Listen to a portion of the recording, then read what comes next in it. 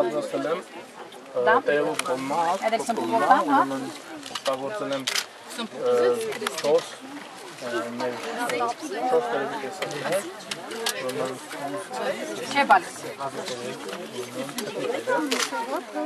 խաղողի տերև և մալինա, ազնվամորու տերև եմ օգտագործել,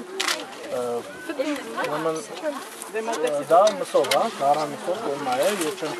չեմ աղացել միսով, դատել եմ։ Հետո այդ նգարները գծախեսին վրա։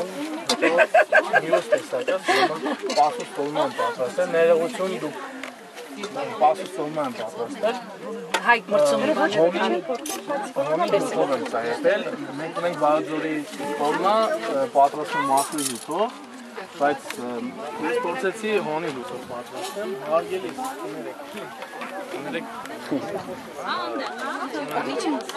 Սա էլ էշմիածնի տոլմա է կոչվում, լոլիկ է իր մեջ պարունակում, սմբուկ, դդմիկ և պղպեղ,